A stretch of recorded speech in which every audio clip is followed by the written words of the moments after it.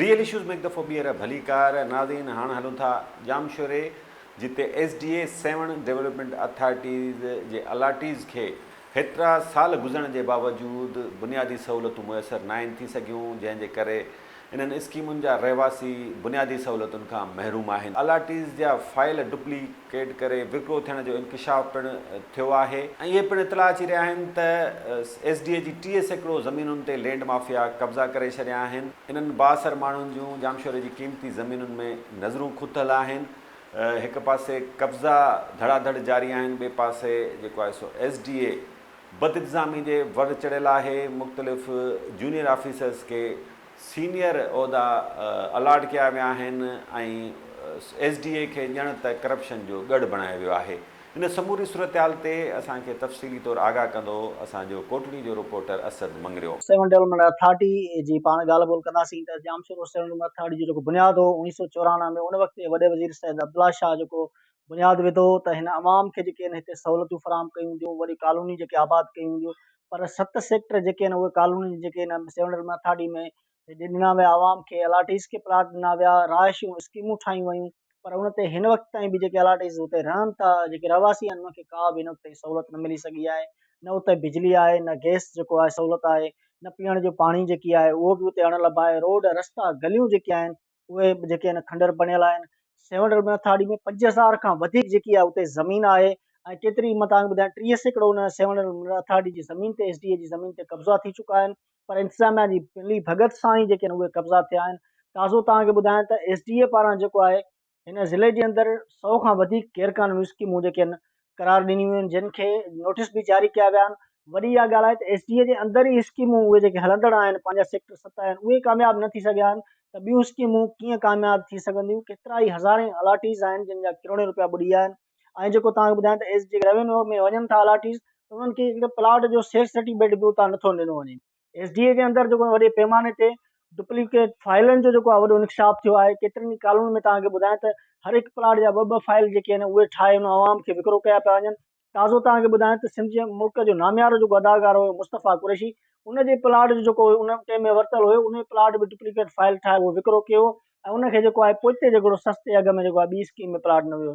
उतां जी तव्हां ॿुधायां त मेरान ड्रीम सिटी जे अंदरि 2008 में 2009 में जेके आहिनि उहे हज़ारे प्लाट कैंसिल थियल हुया उन वक़्त जा।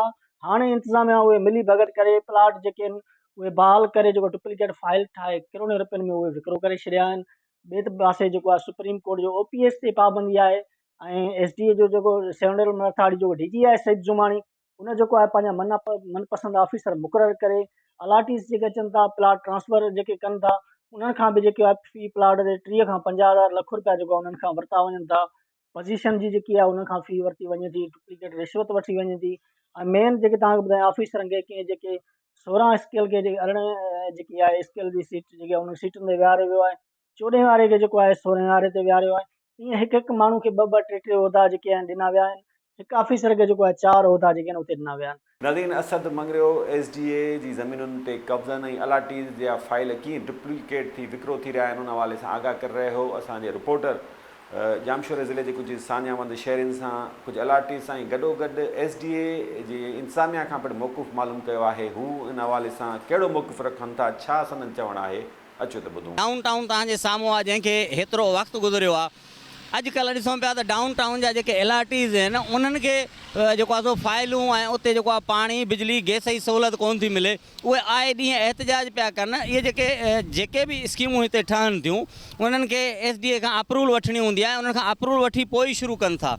या ईअं खणी चइजे त जेके हिते आम कचूं लीगल आबादियूं ठहनि थियूं, जेकॾहिं तव्हां SDA या ॿिया इदारा हिते मौजूदु हो, तव्हां ॾिसो पिया त हींअर TB अस्पताल सां गॾु ब्रोही चौंक खां वठी अलाहू वारे बंगले ताईं इहो जेका पटी आहे उते अलाए केरु प्राइवेट माण्हू वेठा आहिनि, हथियार खणी वेठा आहिनि ऐं माण्हुनि खे लीका कढंदा दीवारूं ॾींदा था वञनि, बाबा हाथ भई तव्हां प्लाट वठो। पोइ उहो ग़रीब माण्हू पटे सटे जॾहिं उन ते उहो बंगलो या का इमारत तयारु करे थो, पोइ त SDA बि पुॼी थी वञे, पोइ त एंटी एनक्रोचमेंट सेल बि पुॼी थी वञे, त बाबा हे कब्ज़ा आहिनि। त बाबा जॾहिं उहे कब्ज़ा थियनि पिया था त तव्हां उनखे उन महिल रोकियो न। रुगो पैसा करप्शन ऐं ॿ नंबरी जी बुनियाद ते सॼो सिस्टम हले पियो ऐं SDA में बि उहो ई साॻियो ई निज़ाम आहे।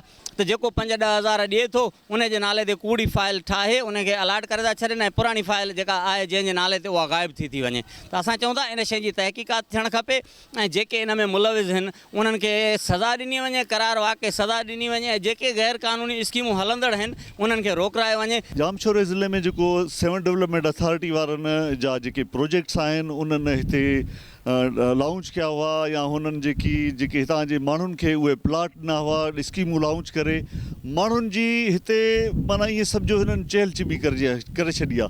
हिन दौर में माण्हू जेको अबरो सबरो हाल आहे उनजो उहो प्लाटिंग स्कीम आहे, पंहिंजो प्लाट घर जे लाइ वठे थो। उन स्कीमुनि में डबलिंग जा हिननि जा तमामु घणा केसिस आहिनि जंहिंजे करे माण्हू आम जेको आहे पब्लिक जो माण्हू परेशान आहे। तव्हां हिते हलिया वञो डाउन टाउन में डबलिंग, मेरान ड्रीम सिटी में डबलिंग, अॻियां हिते हिननि जूं 4-5 अहिड़ियूं कॉलोनीज़ आहिनि जेके हाणे रिसेंटली हुननि लॉन्च कयूं आहिनि, पर उन में डबलिंग जा तमामु घणा केसिस साम्हूं आया आहिनि। माण्हू प्लाटुनि वारा मालिकान जेके आहिनि, ऑनर्स जेके आहिनि, उहे कोर्टुनि जा चकर पिया था काटनि। उहे तव्हां सहाफ़ियुनि जे तवसुल सां पंहिंजा मैसेज ॾियनि था आला इदारनि खे। ऐं ॿियो हिते अलमियो इहो आहे त SDA अंदरि जेकी हुननि जा ब्यूरोक्रेट्स आहिनि, ऑफिसर्स आहिनि, उहे OPS ते सिफारिशी अचनि था। ताज़ो तव्हांखे ख़बर हूंदी असांजो हिकिड़ो उस्तादु आहे साईं कमरदीन पंवर साहिबु। तव्हां अंदाज़ो लॻायो त उस्तादनि जी केतिरी सैलरी हूंदी। उन वीचारे पंहिंजे घर जो सोन सॻो खपाए पंहिंजे पेट खे कशाला ॾेई पंहिंजे ॿारनि जे लाइ SDA में हिकिड़ो प्लाट वरितो। उहो क़ौम जो जेको उस्तादु आहे, जेके ॿारनि खे पढ़ाइनि था, जेके क़ौम जे लाइ पाण पतोड़नि था ऐं उन्हनि जे तरक़ी में उन्हनि जो हिसो आहे, उन्हनि उस्तादनि खे बि नथो बख़्श कयो वञे ऐं उन्हनि जो प्लाट बि खपाए थो वञे। असांजो मोस्ट सीनियर अदाकार मुस्तफ़ा कुरैशी साहिबु उनजो प्लाट बि फ्रॉड करे हिननि खपाए छॾियो। तव्हांजे तवसर सां असां इहो अलाटीज़ जेके बि आहिनि जिन सां बि इहे फ्रॉड थियनि था उन्हनि खे चऊं था त साईं कमरदीन पंवर ऐं मुस्तफ़ा कुरैशी वांगुरु हिमत कयो, अॻियां अचो। ही कोर्ट, ही वकील, असीं सभु तव्हां सां गॾु आहियूं। जेका बि तव्हांजी कानूनी मदद हूंदी, कानूनी वेड़ हूंदी, असीं तव्हां सां गॾु आहियूं। में आहे उहो आहे हितां जेके SDA जो ज़मीन ॾिसो था, इन ज़मीनुनि ते इहा SDA सां उहो कब्ज़े खोर, उहो मिली भगत सां उहो ज़मीन ते कब्ज़ा थियनि पिया। उते जेको वेठल आहे टे उहिदा जेको पाण वटि हिकिड़ो डिक्टर त थियो वेठो आहे, सजण केर जंहिंजो नालो आहे, उहो सजण केर उते वेठो आहे। उहो मिली भगतूं करे ऐं कब्ज़े खोर सां मिली भगत करे उन्हनि खां गहिरियूं रिश्वतूं घुरी ज़मीन ते हथ वठी कब्ज़ा कराए पियो। ऐं पहले जेके फाइल आहिनि माण्हुनि जा, ओरिजिनल फाइल माण्हुनि जा गुम करे उन्हनि ते डुप्लीकेट हिकिड़ा ॿिया फाइल ठाहे ऐं उहे माण्हुनि खे खपाए ॾिना पिया वञनि। तव्हां ॾिठो सिंध जो मशहूरु अदाकार असांजो जेको सो मुस्तफ़ा कुरैशी, उनजा बि जेको सो ईअं प्लाट जेको सो ज़ब्त कयो वियो आहे। ईअं अलाए केतिरा माण्हू वीचारा रुलंदा था वतन, पर उनखे को बि उनजो प्लाट जो ॾस पतो न आहे। 1995 से लेके अभी तक हम लोगों ने 200 के करीब हाउसिंग स्कीम्स की NOCs दी हैं।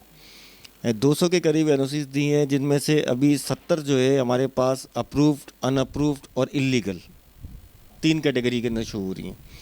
अब उन 3 कैटेगरी के अंदर हम क्या कर रहे हैं, उनको स्क्रूटनी करके उनकी देख रहे हैं कि कौन सा किस मेयार के ऊपर उतर रहा है, किसके डॉक्यूमेंट्स पूरे हैं, उनको हम अलग करते जा रहे हैं। हमारा सारा रिकॉर्ड रूम पीछे बना हुआ है, आप देख सकते हैं। सारा रिकॉर्ड इस वक्त स्क्रीनिंग के लिए ऊपर गया हुआ है, जहाँ पे हमारे 4 लड़के बैठे हुए हैं, वो बाकायदा इसकी स्क्रीनिंग कर रहे हैं, कौन से डॉक्यूमेंट कम हैं, कौन से पूरे हैं, कौन से नहीं हैं, अप्रूव्ड है, अनअप्रूव्ड है, इलीगल है, क्या उनका स्टेटस क्या है।